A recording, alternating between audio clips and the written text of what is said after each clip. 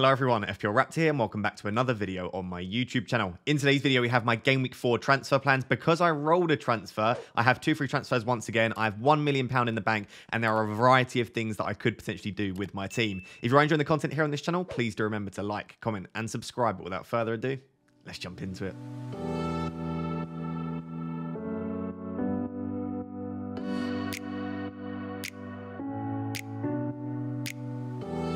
Before we look at Game Week 3 and then start to look ahead towards Game Week 4, I just wanted to say that 50% of you watching this don't actually subscribe to the YouTube channel based on the last 28 days. So if you are watching this and you are one of the 50% that do not subscribe to the channel, please do consider doing so. I am on the road to 100,000 subscribers and I promised once we hit 100,000, I'll stop asking for it a little while. But it does really support me and you can always change your mind at a later date. For Game Week 3, it's actually been a pretty decent game week for me. So I am all out. I'm recording this during the Liverpool-Newcastle game. So I'm sacrificing watching that game to create the content for you. But I am all out on 56 points. I, of course, have Botman on the bench. But other than that, no representation in that game. And it should be, all things considered, either a small red or what I think should be a decent-sized green based on what happens in that game. A lot to like about the game week and a lot of frustration too. So Pickford in goal, conceded yet again late on in the 87th minute. We'll talk about Everton in the next section. Everton are a bit of a disaster at the moment and I do regret picking Pickford, but we'll discuss that in a little bit more detail in the next section. The issue is I just don't see many standout goalkeepers at the moment. Everyone keeps pointing at Flecken, and yes, Flecken's making a lot of saves, but I don't necessarily see that as a massive upgrade. And goalkeeper transfers at the moment, especially early in the season, just don't particularly feel worth it. I mean, Everton very nearly kept a clean sheet in that game. It was just in the last few minutes they unfortunately conceded. So a bit disappointing once again from Pickford. And the defense was super frustrating. If you watched any of my videos last week, and in particular watched the deadline stream, I wanted to play Udogie so much. I was desperate to try and get him in. I was running polls. I was trying to justify why I should start him ahead of even the likes of Estepinian, but mainly Saliba. And in the end, I backed the clean sheets and I backed the attacking potential of Chilwell and Estepinian. I said Estepinian and Chilwell are way to attacking. They've got good home fixtures as well. And Saliba just has a greater chance for a clean sheet. Unfortunately, Udogie not only kept a clean sheet, but got an assist and full bonus for 12 points. So that is a bit frustrating, but I own the decision completely. I just couldn't quite justify starting him at the end ahead of any of the other 3 defenders. So this is the issue. When you've got a bit of a benching headache, you've got decisions to make, and as a result, there will be points on your bench. And I've got the same sort of decision most weeks, but I'd rather have the decision than not have it. So I'm still happy with the picks that I've made. It's just a shame that I didn't play Udogie. The best thing arguably about my midfield about my game week was the midfield, and it's a midfield which has received a lot of criticism recently. And again, I don't mind. I hold my hands up. They didn't do particularly well in the opening 2 game weeks, but I am so delighted that in particular the Manchester United assets pulled through, because I've been saying on a consistent basis 2 things. Number one or 2 games is not a big enough sample size to try and determine if a player is a good option or not. And number 2, the statistics that we've seen from Rashford and Fernandes would suggest that they've been unlucky not to return thus far and that they probably will return in the very near future. And obviously, maybe Manchester United didn't put in the best performance in the world, but they got the 3 points. Rashford coming away with 2 assists, no bonus points, but 2 assists, and Fernandes getting a goal, an assist, and bonus points too. So to get 19 points from those 2 players is massive. And it's what you should be getting. I mean, you're dedicating a whole lot of your budget to Bruno and Rashford. So if you've got them in your team, they should be doing that most weeks. But I'm delighted that they did pull through. Martinelli and Mbeumo were the only 2 that blanked in the midfield. A little bit disappointing, but again, it is what it is. You can't have every player return every week. And then Mbeumo in particular has been absolutely brilliant in the opening too. Martinelli is on the chopping block. We'll discuss that in a bit. He's the one player that I've been consistently disappointed with in my team. And Saka was back on penalties. And we discussed this throughout the week. I got this one wrong. I thought Odegaard would continue to take them for the foreseeable future, but it really does look like every single game it could change. Sometimes Saka might take it. If Odegaard fancies it, he might take it. And it could even be that there are more in the mix. Maybe if Gabriel Jesus fancies it one day, he can have it too. We don't really know, but it was nice to see Saka take that penalty. It makes me a lot more willing to keep him because that is, again, another string added to his bow. And then both of the forwards returned. Jackson had a very frustrating first half in that Friday night football, but he looked excellent in the second half, picking up a goal. Could have potentially had more. But it's absolutely lovely to see that Jackson's on the score sheet already. And now I've got him for those really nice fixtures coming up. Erling Haaland missed a penalty. Maybe no longer on penalties. We know how good Alvarez is. Pep Guardiola commented a few times about how good Alvarez is at taking penalties. So I would assume Haaland's still on them, but that raises a few questions. But of course, he did score after that. Coming away with 4 points is usually quite disappointing. But considering the penalty miss, I'm not actually too devastated with that. And again, most people own and captain Haaland anyway. So it was one of those weeks where mostly positive, a few disappointments, but the highlight for me was probably Bruno Fernandes, especially as a lot of people sold him, a lot of people telling me that I should sell him. Now we've got the difficult decision of, do you hang on to the likes of Rashford, Fernandes and Saka, or do you sell him ahead of slightly trickier fixtures and considering the way they performed in the first 2 weeks? So that's game week 3. Let's look ahead to game week 4. So in these videos, as always, I'm just going to give you my immediate reaction to some of the things that happened in game week 3 and what I think that means moving forward for game week 4, 5, 6 and beyond as well. So these are just some key points of interest, and we'll of course update this and discuss more throughout the week as well. So the first point is that Taiwo Awoniyi is definitely going under the radar, maybe less so from now on. I expect that a lot of content creators will start talking about him this week because he's now scored in 7 Premier League games in a row, 9 goals in 7 games. He's passing the eye test. The data has always been really strong. The only concern was the fixtures were very difficult to start the season for Forest, and we knew that. And you tend to try and play the fixtures because, in my opinion, fixtures breed form, and I will always try to play the fixtures wherever possible. And also, Taiwo Awoniyi wasn't 100% fit and he wasn't 100% nailed, but he now looks fit. I cannot see him being benched anytime soon. He's absolutely fantastic. And the fixtures will start to clear up. The issue that we've got is that they're still not fantastic over the coming weeks. And it's a little while until we get into that really nice run of fixtures for Forest. But all of that just to say, maybe fixtures aren't everything. And someone posed a really good question in pre-season about forwards and playing against teams. Because we just tend to say that the strikers got really tricky fixtures, therefore we're not going to bring them in. 2 things to note. Strikers really are not fixture proof because they will score more goals in easier fixtures, but if a team's going to score, you would expect it to often be the striker. And as a result, the striker's probably going to score goals in tricky fixtures as well as the easy fixtures. And on top of that, some strikers and some forwards perform better against sort of top 6 sides. Ollie Watkins is a good example of a player that will still score goals despite the strength of the opposition. So maybe Taiwo Awoniyi is one of those players where we don't need to look at the fixtures as much. We haven't really got a big enough sample size to say that, but he's already scored against Arsenal and against Manchester United as well. So we'll have to wait and see there, but he looks like a good asset, and especially once the fixtures clear up, definitely someone to keep an eye on. And I guess we had a similar issue with West Ham. We didn't really know how they would start the season because they had a really poor Premier League campaign and then they won a European trophy. So it was a bit like, how are they going to start the season?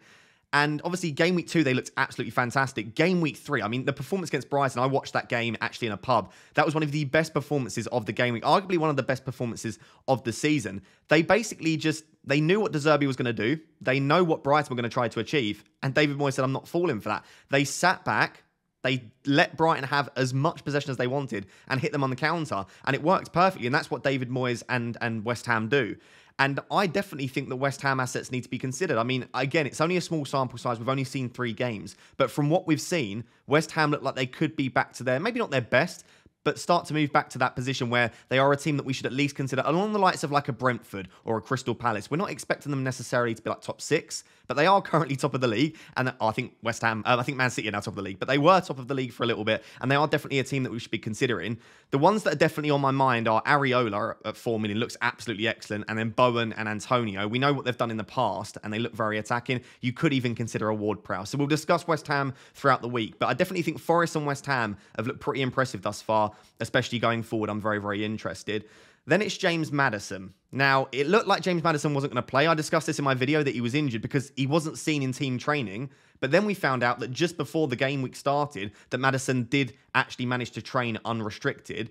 And he was absolutely fantastic once again. And if you did sell him, I do feel sorry for you because the news that we had made it look very likely that he was going to miss out. So that's a little bit unfortunate. But anyway, Maddison was brilliant. Data was okay again, but the main thing was that he passed the eye test massively. He did get a couple of big chances, so his XG was actually quite high. My worry still with Maddison is I don't think he's a massive goal threat, and he is playing a little bit deeper than I would like. That being said, he's still going to get chances. He'll still create stuff as well. And Tottenham will just take so many shots under Postecoglou. That's what he does. That I still feel like he'll be a great option. But he is playing a little bit deeper than I would like. And he is quite reliant on assists. But so is Bruno Fernandes. And I still feel like he's a great option. So Maddison's great. But maybe, hopefully, he'll improve his goal threat moving forward. Talking of Bruno Fernandes, his data is exceptional. It was so good in the first 2 games, and that was the reason I held on to him. I said that Bruno was very, very unlucky not to return in the first 2 games, and that continues to be the case, that his data is absolutely exceptional. He's actually got the best XGI in the league thus far this season, and I think I will continue to hold Bruno as a result. He's creating chances. He is obviously still on penalties, as we know. He's a bit of a goal threat, but as with Maddison, he is over-reliant on other people finishing his chances, which is why it's so frustrating, because he created so many big chances in the first 3 weeks that players don't always finish. But I just think I can't remove an asset that is as good as he is for the price that he's at with penalties as well. It's just too good to not have. So Bruno continues to be really, really strong. And then Rashford, so much better on the left. And again, this is an eye test thing, but also a data thing. He just looks more natural. The ball's at his feet and he attacks the defender. If you saw his assist for the Eriksen goal, gets the ball at his feet, knocks it left, whips in across, and Eriksen scores. And that's what Rashford can do on the left. So Rashford's significantly better on the left. The only concern around Rashford is that his baseline bonus points are just always really naff. So you'll notice he got 2 assists. Yes, he did get a yellow card, but even before the yellow card, he wasn't anywhere close to 2 or 3 bonus points. I think he was sort of flirting with 1 bonus point, but Rashford just doesn't, because he gives the ball away a lot and he doesn't create that many chances necessarily. And there's a few other things. His pass accuracy is a little bit low. He doesn't tend to have the best baseline bonus. So he needs a few returns and other players to not return to get full bonus points. So often maybe Rashford's ceiling isn't as high as you would want it to be, whereas Bruno can get 1 single assist and shoot top of bonus points. So that is something to consider, and we will discuss it in a moment, but I still feel like Bruno is the better asset to own. If you're going to sell one of the two, I still feel like despite Rashford being a lot better on the left, it probably is still Marcus Rashford. Sterling was absolutely sensational again, in a similar way to Maddison. Like everything went through Sterling, despite him playing obviously more of a wide role than Maddison does. Everything was going straight through Sterling, and he just looks back to his best. And I've spoken about this before. Sterling had 3 seasons in a row, back to back to back, scoring over 200 points for City. And I know this Chelsea team is nowhere near as good as that City side, but Sterling is a goal threat. Sterling knows how to score goals. He'll continue to score goals. And he's also he's the sort of player that can haul massively. And we've seen that in the past. We saw that this week. He has that haul potential in him. And that's the sort of player that you want in FPL. In comparison to Maddison, and it's one of the main things that's making me want Sterling slightly more at the moment. In comparison to Maddison, he's much more of a goal threat. Maddison will be more creative, but Sterling will get you goals. And I love that about him. And there is still a very small off chance that Sterling's on penalties. Enzo Fernandez missed the first one. He's feeling very, very confident at the moment. Who knows? But Sterling's really impressing me. And I think he was also impressive in game week 2 against West Ham. So I've got my eye on Sterling, and he's at a very, very nice price as well. Everton really are a mess. And again, I regret going for Pickford. I did not expect them to be this bad. Again, they looked okay in pre-season. I know it was only pre-season, but I just thought with the fixtures, with Sean Dyche there, and with an okay defence, like if you look at the players in that defence, they're not terrible. I expected Everton to do better, but they are an absolute mess. And if you want to use one of your transfers on Pickford, I don't blame you at all. I'm not even going to suggest that you don't do it anymore. For me, I still don't really value goalkeeper transfers, but it is a bit of a worry. The other side of this, as well as Pickford not being a great option, is you could probably target Everton now. Everton looks like a fixture where if your team are playing against Everton or your players, you can maybe consider captaincy and you should definitely consider bringing them in. And on that note, I'm very sorry to say this, Luton fans, because I wanted them to be fantastic. And we've only seen 2 games from them because obviously they blanked in game week 2. Luton looked like the side to target. Against Brighton and against Chelsea, they looked really, really poor defensively. They look like a championship side. They don't look like a Premier League side at the moment. The only caveat there is Brighton are one of the best attacks in the league, and Chelsea did play very well.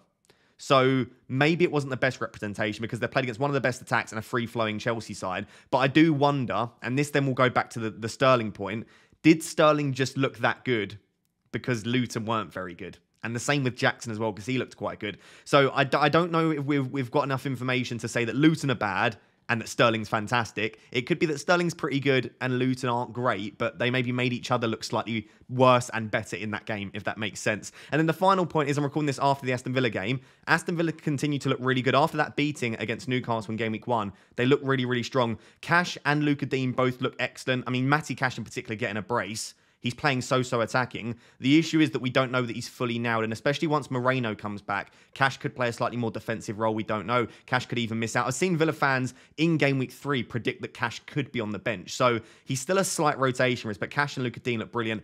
And every single Transfer Plans video, if you've watched the whole series, every Sunday I say, Watkins and Diaby look really good. And they continue to look really good. And my advice was that I wouldn't sell Watkins. And I said that throughout the week. Obviously, Jackson did outscore Watkins, so well done if you made the move. But if I didn't have Watkins and I'd sold him, and I'm looking at it now, I would probably regret selling Watkins because he's looked really, really good. Villa continued to score goals. He had 2 big chances and created a big chance in the game today. So he was involved in 3 big chances. They've got Liverpool in game week 4. The fixtures from sort of game week 7, 8 onwards look really good. I think that definitely from game week 8 onwards, we'll have at least 2 potentially even 3 Aston Villa assets in our team. So those are some of my early thoughts around game week 3 moving into game week 4. Do let me know if you think I've missed anything. Now let's take a look at what my team's currently looking like with 2 free transfers and discuss my early transfer plans ahead of game week 4. So looking ahead to game week 4, 1 million in the bank and 2 free transfers. Obviously lining up in the 3-5-2. The team's looking very, very strong apart from maybe 4 positions on paper when we look at the fixtures. We'll start with the goalkeeper. I'm not going to be removing Pickford. I know a lot of people won't like that, but I just don't like goalkeeper transfers because it's difficult to try and predict when clean sheets will arrive. Everyone was telling me there is no way Spurs keep a clean sheet against Bournemouth. Udogie comes away with a clean sheet. Like, it's very difficult to predict when they'll come. So I'm just going to back the fact that with the fixtures coming up, Pickford in the Turner rotation, get me some kind of clean sheet at some point, and I'm just going to leave that there. The back line is okay. I've got Chilwell against Nottingham Forest, Udogie against Burnley, and then you can see I've got Saliba and Botman on the bench with okay fixtures. I've got at the moment Estepinian as my third starter. You could potentially justify starting Botman or Saliba instead, but with the positions that he takes up, even against West Ham, maybe unlucky not to get some attacking returns. I would just say that Brighton are quite leaky at the back at the moment, so I'm not overly convinced, but Estepinian's going to probably be starting for me. And I'm happy with the goalkeeper and the back 3. Then let's move on to the front 2. Haaland, Jackson, absolutely fine. Going to keep those for the foreseeable future. And then Mbeumo against Bournemouth at home. It's a nice fixture from an attacking perspective. I would hope that Mbeumo can get back on the score sheet or at least maybe pick up an assist. Obviously, the position where, especially if you've got a team similar to mine, that there looks like there could be some transfers being made is the 2 Arsenal and 2 Manchester United midfielders. So I've got Martinelli, Rashford, Fernandes, Saka. Let me start with the one that is the least of an issue, and this is not a knee-jerk, because if you go back and watch all 3 of the videos last week where I mentioned my team, I said this in this exact order. Bruno Fernandes continues to be the least of an issue for me. His data was so good in game weeks 1 and 2. He's essential to everything that happens in our side. His data's good. He plays every minute for us. Bruno Fernandes will not be leaving my side this week. He is the one player that will definitely be staying. And just due to the fact that he took a penalty, and again, we know how good he is at home, I feel like Saka's probably the second least issue in my team. I feel like I'll probably end up holding on to Saka because I don't really want to completely remove all of my Arsenal assets. I know they haven't been fantastic in the opening 3. And I know on top of that, the fixtures aren't great coming up for Arsenal. You could definitely consider removing 1, 2, or even 3 of them if you wanted to. But I still feel like they are one of the better sides in the league. And Saka, I still feel like is a good option. His minutes are still secure. As I said, he's brilliant at home. And if he does continue to take penalties in some corners, there are more routes to points too. So I'm looking at it and thinking I probably want to hold on to one of my Arsenal attackers. And at the moment, I think Saka's probably the one. So just at the moment, and this is Sunday, and I could change my mind. At the moment, Fernandes and Saka feel like the least of an issue to my current team. The 2 players that could find their way leaving my team is Martinelli and Rashford. I'll start with Rashford because it's difficult. When he's back on the left, I like Rashford a lot. And I think the fixtures coming up for Manchester United are better than the fixtures coming up for Arsenal. The fixtures coming up for Arsenal are a lot trickier in my personal opinion. So I'm looking at this and thinking, do you know what? Rashford could potentially still stay in my team. The issue is there are other midfielders that I really want that whilst Rashford maybe isn't a bad option, and yes, he is better moving out to the left, he still doesn't look quite at it. His baseline bonus is really poor, like I said. He's not looked much of a goal threat in the opening 3. I just wonder, yes, Rashford's still good, but is there an option to get someone better? And in FPL at the moment, because we've got quite a few like luxury transfers, and most of our teams are very well set up long term, you have that ability to make a luxury transfer from one good player to another good player. We saw it this week. A lot of people went Watkins to Jackson. That's not because they thought Watkins was a bad option. The reason they made that decision is because they thought Jackson was better. So I wonder if I'm just holding on to Rashford because I know he's a decent asset, but is there someone better? Which I guess we'll discuss in the next section. The only transfer which I'm saying is very, very likely this week is Martinelli out for one of the midfielders that I want. And again, I'll discuss my transfer options next.